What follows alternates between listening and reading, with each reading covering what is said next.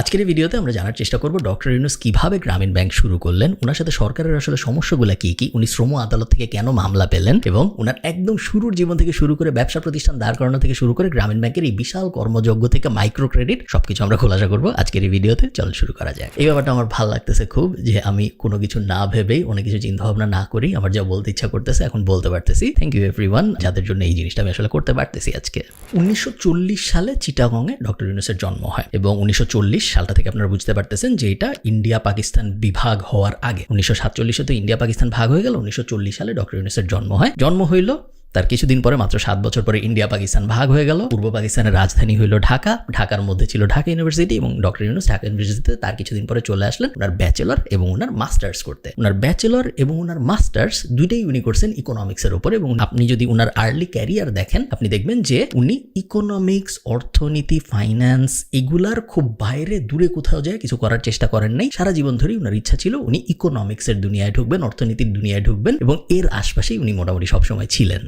আরেকটা ব্যাপার আমার খুব ইন্টারেস্টিং লাগছে যে ডক্টর ইউনূসের জন্ম হইল ভারতবর্ষে, এরপরে উনি ওনার স্কুল শুরু করলেন ভারতবর্ষে, উনি ওনার ইউনিভার্সিটিতে গেলেন আসলে পাকিস্তানে, টেকনিক্যালি তখন পূর্ব পাকিস্তান পাকিস্তানের অংশ, এবং তারপরে উনি যখন পিএইচডি শেষ করলেন তখন ওইটা হয়ে গেছে বাংলাদেশ। তো ওনার স্টুডেন্ট ক্যারিয়ার যদি আপনি দেখেন প্রত্যেকটা সার্টিফিকেট এক একটা আসলে এক এক দেশের, তার কারণ ওনার দেশই আসলে চেঞ্জ হইতে থাকছে বিভিন্ন রেভলিউশনের কারণে। এটা খুবই ইন্টারেস্টিং একটা ব্যাপার, এরকম খুব বেশি মানুষের সাথে হয়তো হয় না। তো 1960 সালে উনি ওনার ব্যাচেলর এবং মাস্টার্স ঢাকা ইউনিভার্সিটি থেকে শেষ করলো, দুইটাই ইকোনমিক্সে। ঢাকা ইউনিভার্সিটি থেকে মাস্টার্স শেষ করার পর উনি যখন ভাবতেছেন যে এখন কি আমি আসলে চাকরি বাকরি করবো নাকি, ঠিক এই সময় ওনার আমেরিকার একটা ইউনিভার্সিটি থেকে পিএইচডির ফুল স্কলারশিপ অফার চলে আসে এবং এই ফুল স্কলারশিপ অফার নিয়ে উনি আমেরিকায় চলে যান এবং আমেরিকায় উনি ওনার পিএইচডি শুরু করেন। পিএইচডির বিষয় কি ছিল? এগেইন ইকোনমিক্সের আশপাশেরই একটা জিনিস, রুরাল গ্রামে কিভাবে ইনফ্লেশন প্রভাব ফেলে, এটার উপর ভিত্তি করে। ইংলিশ নামটা আরেকটু কঠিন, আমি আপনাদের জন্য বাংলা করে বলতেছি। এই কনসেপ্টটা, এই যে কেন আসলে ইনফ্লেশন রুরাল ইকোনমিতে প্রভাব ফেলে এবং কিভাবে প্রভাব ফেলে, এটা নিয়ে উনি ওনার পিএইচডিটা করেন। যে পিএইচডি উনি শেষ করেন 1969 সালে, যখন বাংলাদেশে গণ অভ্যুত্থান চলতেছে। পিএইচডি শেষ করার পরে ডক্টর ইউনূসের মনে একটা খুব সিরিয়াস প্রশ্ন আসে, এখন আমি কি করব? এখন কি আমি আমেরিকায় থাকবো? এখন কি আমি আমেরিকায় কোনো একটা চাকরি বাকরি করার চেষ্টা করব? আমি কোনো একটা বিজনেস দাঁড় করানোর চেষ্টা করবো আমেরিকায়, নাকি আমি দেশে চলে যাব? এই ডিলেমার ভিতর দিয়ে আমরা যারা বিদেশ থাকি আমরা সবাই কোনো না কোনো সময় গেছি যে আমরা আসলে কি করবো আমাদের পড়াশোনা শেষ করার পরে বিদেশে। ডক্টর ইউনূস ঠিক করেন উনি দেশে চলে যাবেন এবং 1972 সালে উনি দেশে চলে যান এবং দেশে চলে যেয়ে উনি বাংলাদেশের প্রফেসর হয়ে যান। উনি চিটাগং ইউনিভার্সিটিতে, যদি আমি ভুল না করে থাকি, ইকোনমিক্সেরই টিচার হন এবং পড়ানো শুরু করেন। কয়েক বছর উনি মোটামুটি ভালোভাবেই পড়ান, তেমন কোনো বৈচিত্র্য নাই জীবনে, উনি পড়াচ্ছেন রেগুলারলি, উনি ক্লাস নিচ্ছেন এবং মোটামুটিভাবে সবকিছু চলছে। এই করতে করতে চলে আসে 1976 সাল, যখন ডক্টর ইউনূসের মনে হয় যে টিচার হিসেবে আমি মনে হয় অনেক বেশি অবদান রাখতে পারতেছি না, আমার এর থেকেও আরো অনেক বেশি কিছু করার সুযোগ বা সামর্থ্য আছে এবং আমি যদি আরো বড় করে কোনো কিছু করতে চাই তাহলে আমার কি করা উচিত? আমার মনে হয় একটা ব্যবসা দাঁড় করানো উচিত এই টিচিং প্রফেশনের বাইরে চলে যেয়ে। 1976 সাল, 1975-এ বঙ্গবন্ধু মারা গেলেন এবং একটা দুর্ভিক্ষ হইল তার মাত্র কয়েকদিন আগে, বিশাল একটা দুর্ভিক্ষ হইল বাংলাদেশে। ইকোনমির অবস্থা খুবই খারাপ, পুরা দেশের অবস্থায় ভয়ঙ্কর খারাপ, সবাই যে তলাবিহীন ঝুড়ি এই সেই অনেক কিছু বলতেছে। এরকম একটা সময়ে ডক্টর ইউনূস ঠিক করলেন 1976 সালে এসে যে না, আমি আমার ব্যবসা দাঁড় করাবো। উনি টিচার হওয়ার থেকে ইস্তফা দিয়ে দিলেন এবং কি ব্যবসা? নর্মাল কোনো ব্যবসা না, আমি একটা ব্যাংক দাঁড় করাবো। সেই ব্যাংকের নাম কি হবে? সেই ব্যাংকের নাম হবে গ্রামীণ ব্যাংক। গ্রামীণ ব্যাংক আর 8-10টা নর্মাল ব্যাংকের মতো না। গ্রামীণ ব্যাংক যদি আপনি বুঝতে চান তাহলে গ্রামীণ ব্যাংকের সাথে যেই শব্দগুলো একদম সমার্থক, এই শব্দগুলো আপনার একটু বুঝতে হবে। যে শব্দগুলো হলো মাইক্রো ক্রেডিট, মাইক্রো ফাইন্যান্সিং, বাংলায় আমরা বলি ক্ষুদ্র ঋণ। এই মাইক্রো ক্রেডিট, মাইক্রো ফাইন্যান্সিং, ক্ষুদ্র ঋণ, এই প্রত্যেকটা টার্ম, প্রত্যেকটা শব্দ কিন্তু ডক্টর ইউনূসেরই ব্রেন চাইল্ড এবং উনাকে এই মাইক্রো ক্রেডিট বা ক্ষুদ্র ঋণের জনকও বলা হয় এই কারণে। মাইক্রো ক্রেডিট কি জিনিস? মাইক্রো ক্রেডিট বা বাংলায় ক্ষুদ্র ঋণের মানে খুবই সিম্পল। ক্ষুদ্র ঋণ অনেক ছোট টাকার ঋণ এবং এই ঋণগুলা শুধুমাত্র তাদেরকেই দেওয়া হয় যাদের নর্মাল ব্যাংকিং চ্যানেলে নর্মাল ভাবে কোনো ঋণ পাওয়ার আসলে কোনো সুযোগ নাই। আপনি জিনিসটা একটু চিন্তা করেন, মানুষ সাধারণত ঋণ কখন নেয়? মানুষ সাধারণত নর্মালি একটা ব্যাংক থেকে ঋণ তখন নেয়, নর্মাল সিনারিওতে আপনি চিন্তা করেন, মনে করেন আপনি ডাচ বাংলা ব্যাংক থেকে কথার কথা একটা ঋণ নেবেন। ডাচ বাংলা ব্যাংক থেকে আপনি যখন লোন নেবেন তখন আপনি ওই লোনটা কেন নেবেন? আপনার বিশাল একটা ব্যবসা আছে, আপনি ব্যবসা আরো বড় করতে চান, এই জন্য আপনি লোন নেবেন, বা আপনি হায়ার স্টাডিজের জন্য চলে যাচ্ছেন, আপনার এডুকেশন লোন লাগবে, বা আপনি একটা গাড়ি কিনবেন, আপনার একটা কার লোন লাগবে, বা আপনি একটা বাড়ি কিনবেন, আপনার একটা হাউস লোন লাগবে। ট্র্যাডিশনাল লোন বলতে কিন্তু এগুলাকেই বোঝানো হয়। হাউএভার আপনার কিছুই নাই, আপনার জীবনে কিছুই নাই, আপনি খুবই গরিব মানুষ, আপনি একটা ছোট্ট ঋণ পাইলে আপনি 5টা মুরগি কিনতে পারবেন, বা আপনি 2টা ছাগল কিনতে পারবেন, বা আপনি একটা গরু কিনতে পারবেন। এইরকম সিচুয়েশনে আপনি কখনো কোনো ব্যাংকে যে কোনো লোন বা ঋণ পাবেন না, তার কারণ আপনি কোনো কোলাটারাল দিতে পারবেন না, আপনি কোনো কিছু বন্ধক রাখতে পারবেন না ব্যাংকের কাছে যে যদি আমি ঋণ পরিশোধ করতে না পারি তাহলে তুমি এসে আমার এটা নিয়ে নিও, কারণ আপনার কিছু নাই। ইনফ্যাক্ট গ্রামীণ ব্যাংক যে ক্লায়েন্ট পুল গ্রামীণ ব্যাংক যাদেরকে সার্ভ করে তাদের বেশিরভাগের তার আগ পর্যন্ত আসলে কোনো ব্যাংকে অ্যাকাউন্টই ছিল না। সো ব্যাংকের ঋণ নেওয়ার স্বপ্ন তো দূরে থাক, তারা নর্মাল ব্যাংকিং এর ভিতরেই ছিল না, তারা কখনো ব্যাংকে যাইতো না অ্যাকাউন্টের কাজকর্ম করতে। সো ঋণ তো আর অনেক পরের ব্যাপার। এইরকম একটা ক্লায়েন্ট পুলকে টার্গেট করে গ্রামীণ ব্যাংক তাদের ব্যবসা শুরু করে। এখানে আপনি নর্মাল ব্যাংক কেন এই জিনিস করে নাই ভার্সেস গ্রামীণ ব্যাংক কেন এই জিনিস করছে, এই কারণে নর্মাল ব্যাংক কেন মানুষকে মুরগি কেনার জন্য লোন দেয় না, নর্মাল ব্যাংক খারাপ, এইভাবেও জিনিসটা আসলে দেখা যায় না। তার কারণ হলো banking is a business, banking একটা ব্যবসা, এবং এই ব্যবসায় ব্যাংক যখন কাউকে ঋণ দেয় তখন সেই ঋণের এগেইনস্টে ব্যাংক যে ইন্টারেস্ট পায় সেই ইন্টারেস্ট দিয়েই আসলে ব্যাংক অপারেট করে, ওই ইন্টারেস্টটাই আসলে ব্যাংকের জন্য profit quote and quote. So কাউকে যখন 2টা মুরগি কেনার জন্য লোন দেওয়া হয় তখন ওই লোন হয় বা কয় টাকার, আর ওই কয় টাকা ইন্টারেস্টই বা আসে কয় টাকার, খুব বেশি না। এই কারণে প্রাইভেট ব্যাংক বলেন বা ইভেন গভর্নমেন্ট ব্যাংক বলেন, তারা এরকম ছোট ছোট ঋণ, ক্ষুদ্র ঋণের প্রতি খুব একটা আগ্রহী হয় না। তারা 100, 200, 500, 600 কোটি টাকার ঋণের ব্যাপারে আগ্রহী হয়। বড় ঋণে বড় ইন্টারেস্ট মানে ব্যাংকের বড় লাভ। সো বিজনেস ওয়াইজ যদি আপনি চিন্তা করেন, এই ক্ষেত্রে আপনি ব্যাংককে কখনো দোষ দিতে পারবেন না যে না তুমি কেন ক্ষুদ্র ঋণ দিতা না। গ্রামীণ ব্যাংক লোন দেওয়া শুরু করে এবং গ্রামীণ ব্যাংক ব্যাপকভাবে জনপ্রিয় হওয়া শুরু করে গ্রামগঞ্জের মানুষের ভিতরে, এবং এই সময়ই ডক্টর ইউনূসের বিরুদ্ধে প্রথম অ্যালিগেশনটা আসে। প্রথম অ্যালিগেশন কিন্তু শুধুমাত্র বাংলাদেশের ভিতর থেকে আসছে তা না, নরওয়ে ভিত্তিক ডকুমেন্টারিতে, এবং গ্রামীণ ব্যাংক যেহেতু ততদিন আস্তে আস্তে ছড়ায় যাওয়া শুরু করছে, পৃথিবীর অনেক দেশে মাইক্রো ক্রেডিট ব্যাপারটা শুরু হয়েছে, অনেক জায়গা থেকে ইভেন ইন্ডিয়া থেকেও এরকম অ্যালিগেশন আসা শুরু হয় যে মানুষজন ঋণের টাকা পরিশোধ করতে না পেরে নিঃস্ব হয়ে যাচ্ছে, গ্রামীণ ব্যাংক নাকি তাদের বাড়ি ঘর টর সব উঠায় নিয়ে চলে যাচ্ছে। এই কথা বেশিরভাগ সময় সত্যি না, তার কারণ গ্রামীণ ব্যাংক, যেটা আমি একটু আগে বললাম, কোনো কোল্যাটারাল দাবি করে না। গ্রামীণ ব্যাংককে বলতে হয় না যে আমি যদি আপনার ঋণ পরিশোধ করতে না পারি তাহলে আপনি আমার গরু নিয়ে চলে যান, এরকম বলতে হয় না। তাহলে প্রশ্ন আসতে পারে যে যদি কোনো কোল্যাটারাল ছাড়া আমি ঋণ দেই তাইলে এটা কি আমার জন্য অ্যাজ আ ব্যাংক গ্রামীণ ব্যাংকের জন্য এটা কি খুব বড় ধরনের একটা রিস্ক না?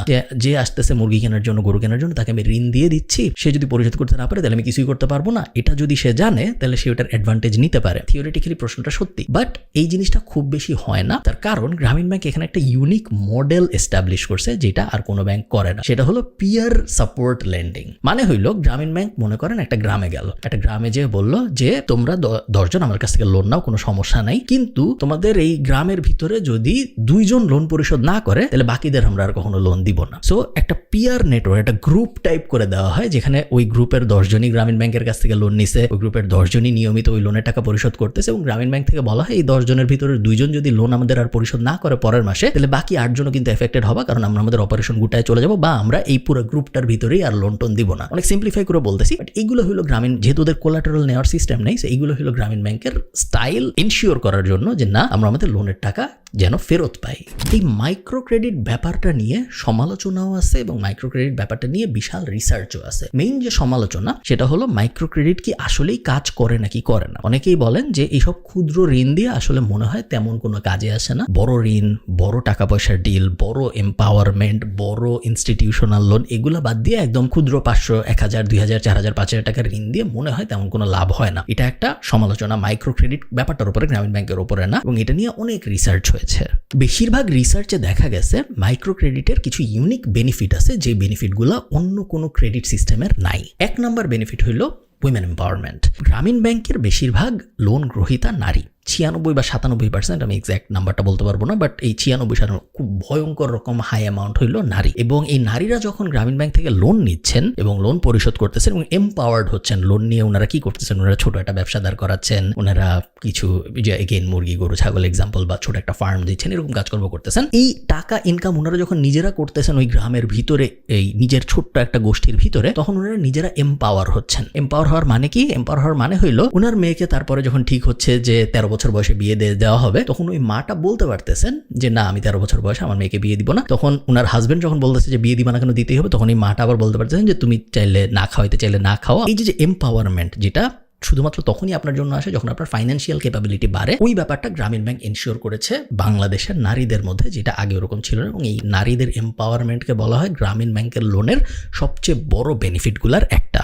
সেকেন্ড বেনিফিট হলো ব্যবসায় কর্মসংস্থান। এই ছোট যে লোনগুলো দেওয়া হচ্ছে, মুরগি কেনার লোন, গরু কেনার লোন, বা টয়লেট বসানোর লোন, বা ছোট ফার্ম বসানোর লোন, এই লোনগুলো যখন একজন মানুষ নেয়, প্রত্যেকেই ওই গ্রামের ভিতর থেকে 2-3 জনকে হায়ার করে তাদের ওই ছোট্ট বিজনেস ম্যানেজ করার জন্য। তার ওই ছোট্ট গরুর ফার্মটা ম্যানেজ করার জন্য কিন্তু 2 জন মানুষ লাগে, তার ওই ছোট্ট ফার্মটা ম্যানেজ করার জন্য কিন্তু 2 জন কৃষক লাগে। তো ছোট ভাবে কোনো সময় এরকম হয় না যে একজনের 500 এমপ্লয়ি হয়ে গেছে, বাট ছোট ভাবে অনেক মানুষ ক্ষুদ্র ভাবে একজন দুইজনকে চাকরি দেয়। সো ক্ষুদ্র অনেক এমপ্লয়মেন্ট অপরচুনিটি সৃষ্টি হয়, যেটাও গ্রামীণ ব্যাংকের বা ইন জেনারেল মাইক্রো ক্রেডিটের একটা বড় বেনিফিট হিসেবে দেখা হয়। তো গ্রামীণ ব্যাংক ডক্টর ইউনূস চালাচ্ছে, ততদিনে উনি পড়াশোনা শেষ, উনি এডুকেশন লাইন থেকে বের হয়ে গেছে, উনি ব্যাংকিং এর দুনিয়ায় চলে আসছে। এবং কিছুদিন পরে দেখা যায় যে 97% মানুষ গ্রামীণ ব্যাংকের লোন নিয়ম করে পরিশোধ করে। এটা আমি যেটা বললাম যে 95-96% মধ্যে নারী, কোনো সমস্যা নেই। এবং এই ব্যাপারটা যখন আস্তে আস্তে জনপ্রিয় হওয়া শুরু হয়, তখন ডক্টর ইউনূসের গ্লোবাল রেকগনিশন আসা শুরু হয়।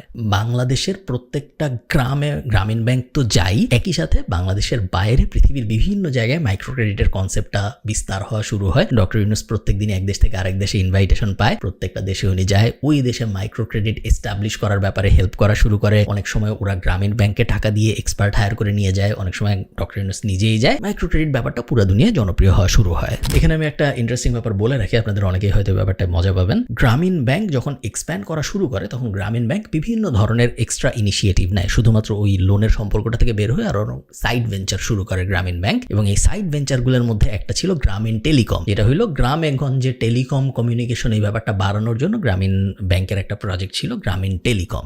এই গ্রামীণ টেলিকম শুরু করার কিছুদিন পরে নরওয়ের একটা কোম্পানি আছে টেলিনর, ওই টেলিনর বাংলাদেশে আসে, এবং নরওয়ে টেলিনর এবং গ্রামীণ ব্যাংকের গ্রামীণ টেলিকম, এই দুইটা কোম্পানি মিলে জয়েন্ট ভেঞ্চারে আরেকটা ব্যবসা শুরু করে, যে ব্যবসাটার নাম দেওয়া হয় গ্রামীণ ফোন। সেই গ্রামীণ ফোন এখন আমরা অনেকেই ইউজ করি বাংলাদেশে। গ্রামীণ ফোন বাংলাদেশের সবচেয়ে বড় টেলিকম অপারেটরদের একজন। তো গ্রামীণ ব্যাংক অনেক ভালো করতেছে, গ্রামীণ টেলিকম হয়েছে, আরো অনেক সাইড ভেঞ্চার দাঁড়াইছে, সবকিছু মোটামুটি ঠিকঠাক মতো চলতেছে। এই চলতে 2006 সালে এসে গ্রামীণ ব্যাংক এবং ডক্টর ইউনূস দুইজনই শান্তিতে নোবেল পুরস্কার পায়। এবং ইন্টারেস্টিং ব্যাপার হইল, ওনারা ইকোনমিক্সে নোবেল পায় নাই, ওনারা অর্থনীতিতে নোবেল পায় নাই, ওনারা শান্তিতে নোবেল পেয়েছে। এবং শান্তিতে নোবেল পাওয়ার কারণটাই হইল এই মাইক্রো ক্রেডিট ব্যাপারটা যেইভাবে এক্সট্রা বেনিফিট গুলা দিচ্ছে, এই উইমেন এম্পাওয়ারমেন্ট বলেন, এই জব অপরচুনিটি সৃষ্টি করার সুযোগ বলেন, গ্রামের ভিতরে একটা ছোট্ট কমিউনিটির ভিতরে যে শান্তি বাড়ানোর ব্যাপারটা বলেন, ওই ব্যাপারগুলো কনসিডার করেই ওনাদেরকে শান্তিতে নোবেল দেওয়া হয়, ইকোনমিক্স বা অর্থনীতিতে না দিয়ে। নোবেল পুরস্কার পাওয়া ছাড়াও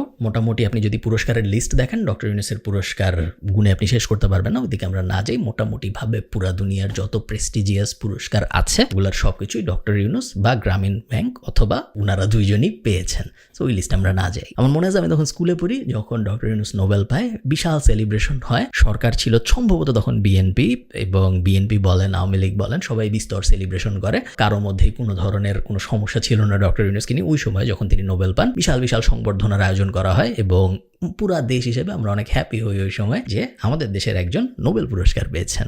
সমস্যা শুরু হয় তার কিছুদিন পরে। 2006-তে উনি নোবেল জিতলেন, এবং তারপরে 1-11 সরকার আসলো। এবং 1-11 সরকার আসার সময় ডক্টর ইউনূসকে তত্ত্বাবধায়ক সরকারের উপদেষ্টা হইতে অফার দেওয়া হইল, উনি রাজি হইলেন না। বলা হয় উনি এই কারণেই রাজি হন নাই, কারণ উনি আরো লঙ্গার টার্মে রিফর্ম করার জন্য পাওয়ার চেয়েছিলেন, যেটা ওই সময় তত্ত্বাবধায়ক সরকার দিতে রাজি হয় নাই। এটার কোনো নির্ভরযোগ্য সূত্র নেই, এটা জাস্ট কথায় বলা হয়। এনিওয়ে, তো ডক্টর ইউনূস তখন শেখ হাসিনা বা আওয়ামী লীগ তখন চেয়েছিল যে ডক্টর ইউনূস তাদের পার্ট হোক, তাদের পলিটিক্যাল পার্টির অ্যালায়েন্স হোক। ডক্টর ইউনূস অন্যদিকে চেয়েছিলেন উনি নিজেই একটা দল গঠন করবেন, উনি আলাদাভাবে রাজনীতিতে আসবেন। উনি আওয়ামী লীগ এবং বিএনপি এই দুইটার বাইরে একটা তৃতীয় শক্তির উত্থান ঘটাতে চেয়েছিলেন, একটা তৃতীয় রাজনৈতিক পক্ষ বানাতে চেয়েছিলেন বাংলাদেশে। এবং উনি এটা বানানো, ওই দলটার নাম দেওয়া হয় নাগরিক শক্তি। এবং ওই দল আস্তে আস্তে অপারেশন শুরুও করে বাংলাদেশে। ইলেকশন করতে পারে নাই, বাট ওই দল অপারেশন শুরু করে। 1 বছর ওই দল অপারেশনাল ছিল, নাগরিক শক্তি, যেটা ডক্টর ইউনূস প্রধান ছিলেন ওই রাজনৈতিক দলের। এবং 1 বছর অপারেশনাল থাকার পরেই ডক্টর ইউনূস বুঝতে পারেন যে রাজনীতি মনে হয় ওনার জন্য না,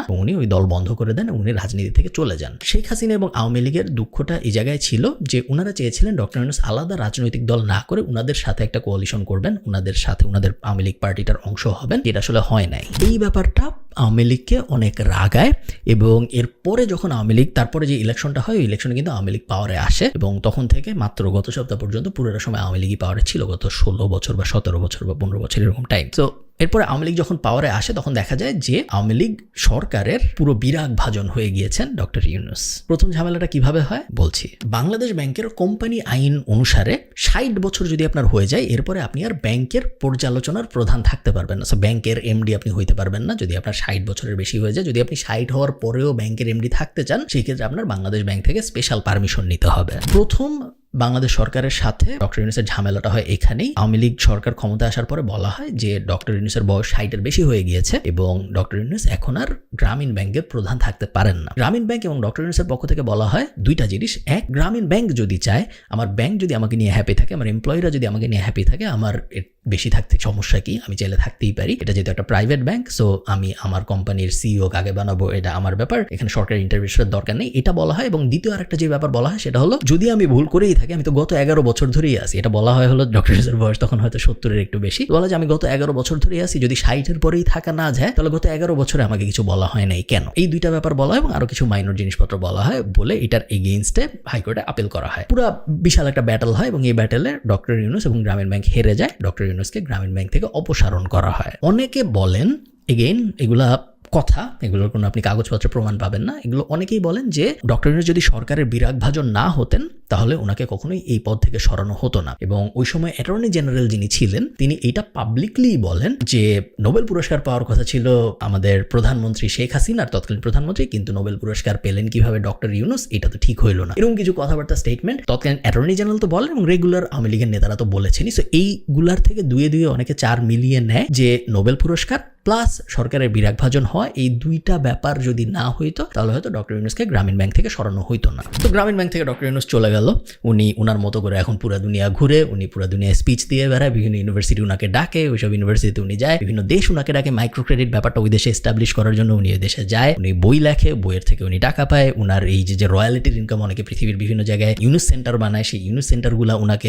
ইউনূস নামটা ব্যবহার করার জন্য রয়্যালিটি টাকা দেয়, মাইক্রো ক্রেডিট এস্টাবলিশ করার জন্য টাকা পায় এবং এইসব থেকে উনার ইনকাম দিয়ে উনার জীবন চলতেছে। গ্রামীণ ব্যাংকের সাথে ওনার কোনো লেনাদেনা নাই তখন থেকে। আর তো কাহিনী চলতেছে, ডক্টর ইউনূস গ্রামীণ ব্যাংক থেকে চলে গেল, গ্রামীণ ব্যাংকের মতো চলতেছে। বাংলাদেশে উনি আর তেমন কিছু করতে পারতেছেন না, বাংলাদেশে উনি কিছু করার সুযোগও পাচ্ছেন না, কারণ ওই সময় উনি সরকারের পুরা বিরাগ ভাজন একজন ব্যক্তি। মধ্যে আরো একটা টুইস্ট আছে, বাংলাদেশ সরকার একই সময়ে পদ্মা সেতু বানানোর চেষ্টা করতেছে এবং পদ্মা সেতুর জন্য লোন নেওয়ার চেষ্টা করতেছে বিভিন্ন জায়গা থেকে। বিশ্ব ব্যাংক থেকে বাংলাদেশ সরকার লোন নিতেও শেষ পর্যন্ত ওই লোন আটকে যায় এবং বাংলাদেশ সরকার অভিযোগ করে এই লোন যে আটকে গেছে এটার মেইন কারণগুলোর একটা হইলো ডক্টর ইউনূস লবিং করে বিশ্ব ব্যাংকে বলছে বাংলাদেশকে যেন পদ্মা সেতুর জন্য লোন দেওয়া না হয় এবং ফেমাসলি পদ্মা সেতু শেষ পর্যন্ত বাংলাদেশের নিজেদের অর্থায়নে হয়, লোন পাওয়া যায় নাই। এবং ফেমাসলি যখন এই পদ্মা সেতু উদ্বোধন হয়, উদ্বোধনের পরে একটা অনুষ্ঠানে শেখ হাসিনাকে জিজ্ঞেস করা হয় যে এখন আপনি ডক্টর ইউনূসকে পেলে কি করতেন, কারণ শেখ হাসিনা বিভিন্ন সময় বলেছেন যে ডক্টর ইউনূসই আসলে পদ্মা সেতুর এই লোন আটকে দিয়েছিল। এবং যখন জিজ্ঞেস করা হয় শেখ হাসিনাকে যে আপনি এখন ডক্টর ইউনূসকে পেলে কি করতেন, তখন শেখ হাসিনা বলেন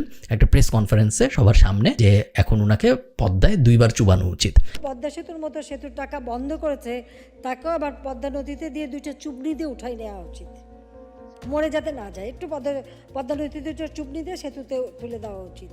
এবং পরবর্তীতে ডক্টর ইউনূস এটা নিয়ে অনেক আক্ষেপ করেছেন। আরেকটা টক শোতে উনি এই ব্যাপারটাই আবার বলেছেন যে আমাদের প্রধানমন্ত্রী তো আমাকে পানিতে পদ্মায় চুবাইতে চায়, 2 বার চুবাইতে চায় এবং খেয়াল রাখতে বলেছেন যেন মরে না যাই। এই ব্যাপারটা নিয়েও ব্যাপক আলোচনা হয় ওই সময়। ওকে, সো এগুলা চলতেছে এবং ডক্টর ইউনূস বিভিন্ন সময় যখনই সুযোগ পাচ্ছে সরকারের এগেইনস্টে বিভিন্ন ধরনের স্টেটমেন্টও দিচ্ছে। সো সরকারি যদিও বেশিরভাগ করতেছিল ওই সময়, বাট ডক্টর ইউনূসকে যখনই সরকার বিষয়ে কোনো কিছু জিজ্ঞেস করা হয়েছে, ডক্টর ইউনূস কিন্তু বিভিন্ন সময় বাংলাদেশে আওয়ামী লীগ সরকার সেই সময় ক্ষমতায় ছিল, আওয়ামী লীগ সরকারের এগেইনস্টে বিভিন্ন ধরনের স্টেটমেন্ট দিয়েছেন। এবং এই কাহিনী চলতে চলে আসে 2021 সাল। এইবার শুরু হলো মামলা।